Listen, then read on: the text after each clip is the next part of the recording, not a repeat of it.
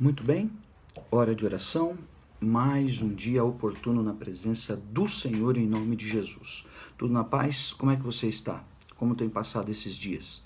Saiba que tem pessoas preocupadas com você, orando por você em nome de Jesus. Amém? Envie o seu pedido de oração, queremos clamar e apresentar a tua vida em nome de Jesus. Estamos fazendo a leitura do livro de Gálatas, o livro do apóstolo Paulo aos Gálatas, e hoje chegamos ao capítulo 2, a partir do versículo de número 17. Os demais itens aí, nos últimos dias de oração, você pode acompanhar a leitura, também a oração e uma explicação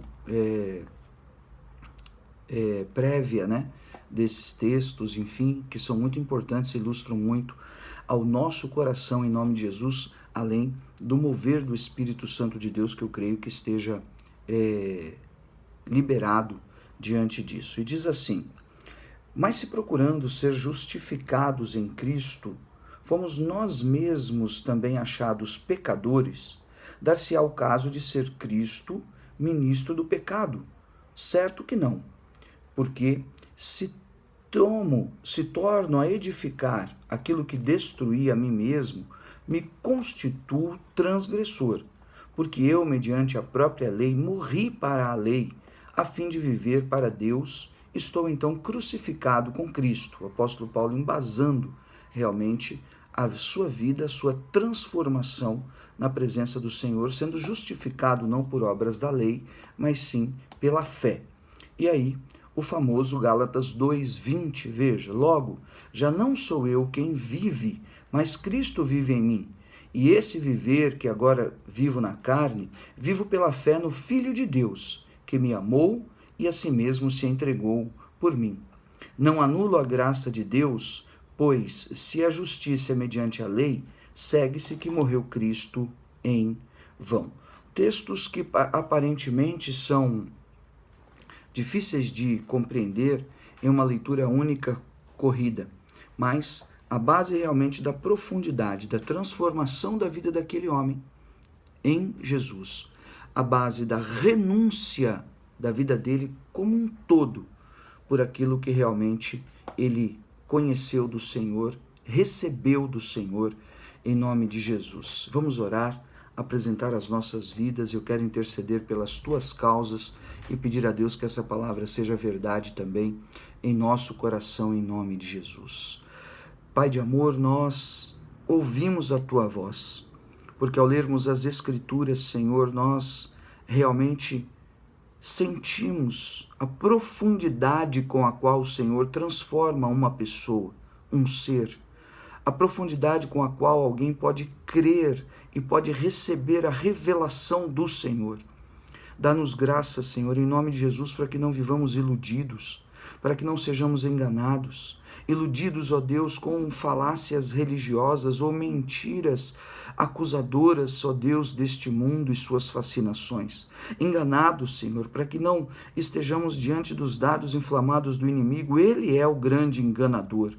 Engana com seitas, engana com religiosidade, engana com religiões, engana com apelos malignos e carnais, engana com pressões, ó Deus, pessoais, coletivas, carnais, na mente.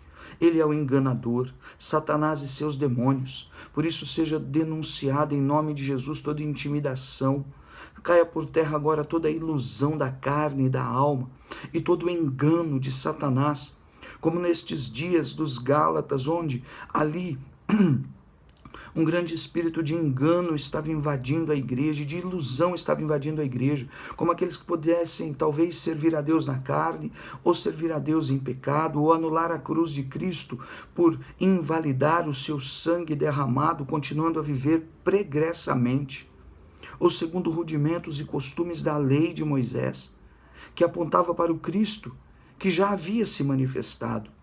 E nós, Senhor, nos dias de hoje, nessa sociedade tão moderna, nesses dias tão avantajados em tecnologia, em níveis de conhecimento e relacionamento, não sejamos nós, ó Deus, alvo dos novos enganadores, das novas ilusões, das novas máscaras, Tem misericórdia em nome de Jesus. Dá-nos graça pelo caminho da transformação verdadeira e real da nossa alma para te servir, livres das ilusões e das fascinações. Seja amarrado este espírito enganador, tentador, provocador, maligno, que tem se manifestado em homens, em mulheres, em vidas, como que tentadoras contra a vida dos teus servos, para limitá-los, Senhor, o caminhar, para tirá-los da liberdade em Cristo. Seja repreendido, caiam por terra esses domínios, abram-se os olhos, caiam as escamas, seja posto cada um em liberdade em nome de Jesus, para que assim possa caminhar livre de depressões, livre de angústias,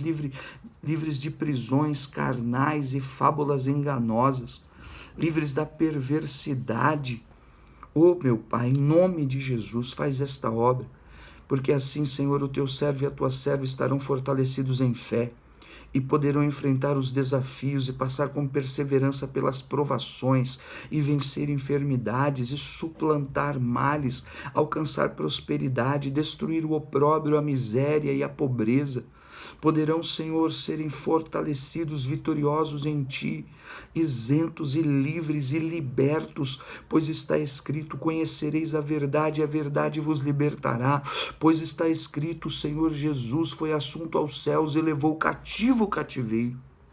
Ele despedaçou o jugo e reduziu a nada a Satanás e seus demônios, triunfando dele na cruz. Assim sejamos nós beneficiados pela verdade, grandeza e virtude desta revelação, em nome de Jesus. Receba, eu intercedo pela tua alma, pelas tuas causas, apresento ao Senhor, clamo a Ele, responde-nos, Senhor, quando clamamos, dá o alívio, traz a provisão, move, eu te peço, Senhor, com esta marca de bênção, e como teu servo eu libero a palavra de provisão, a palavra de alívio. O Senhor te alcançará e o Espírito de Deus te levará o alívio, a provisão, o bom êxito, em nome de Jesus, e serás bem-sucedido. E o Senhor tem para você dupla honra, em nome de Jesus. Amém. Glória a Deus. Aqui, a sequência do capítulo 2 que lemos, ainda em Antioquia, a reunião ou encontro de Pedro e de Paulo com os demais apóstolos, Tiago pelo menos, e os demais irmãos que ali estavam, onde Barnabé foi persuadido, como eu dizia ontem, ele mesmo a se retirar da mesa onde estavam os gentios e os ímpios que haviam se convertido, porque Tiago havia chegado com os judeus que viviam o evangelho da circuncisão. E Paulo então repreendeu aquela situação toda, sobretudo a Pedro, porque ele estava se excusando daquele nível de relacionamento com os irmãos gentios ou ímpios, que haviam se convertido, sendo que ele conhecia a verdade da revelação e da liberdade em Cristo. Então esse era exatamente o embate que se dava aqui em Atos 2, sobretudo a partir do versículo 11. E nessa última parte, o apóstolo Paulo coloca essa base tremenda de que se não fosse verdade a liberdade em Cristo, então Jesus teria morrido em vão e a sua pregação seria também em vão. E ele não poderia edificar aquilo que ele mesmo continuaria supostamente sendo transgressor, E aqui nós vemos essa frase tremenda que ele fala no versículo 20, logo já não vivo mais eu, mas Cristo vive em mim, e o viver que vivo na carne, vivo pela fé no Filho de Deus que me amou e que por mim se entregou. E aqui nessa palavra nós vemos a transformação desse homem que era perseguidor da igreja. Nós vemos a conversão tão profunda desse homem que deixou o reino das trevas, que deixou realmente o abismo de trevas onde ele iria parar com Satanás e seus demônios para vir para o reino do Filho de Deus. Essa transformação tremenda na vida desse homem se dá pela fé em Cristo Jesus, se dá por alguém que é alcançado pelo amor de Deus, se dá por aquele que, quando é alcançado pelo amor de Deus, toda a violência, toda a amargura, toda a religiosidade, tudo aquilo que eram as bases que ele vivia anteriormente na lei de Moisés e no zelo e no seu orgulho por ser fariseu e por ser judeu e por ser de Israel e povo eleito, tudo aquilo caiu por terra por um bem maior e superior. Por isso que em Cristo Jesus, você e eu somos novas criaturas, ou alguém que está acompanhando pode ser transformado em uma nova criatura, através do quê? Através do Cristo, Filho do Deus vivo. Aquele homem foi transformado, sua arrogância, sua perseguição, o seu orgulho, a sua vaidade, tudo foi destruído, ele foi liberto, curado, transformado, salvo. E é isso que o Senhor tem para nós. Primeiro, essa transformação. Segundo, aqui nesse versículo 20, nós vemos a profundidade da renúncia daquele homem.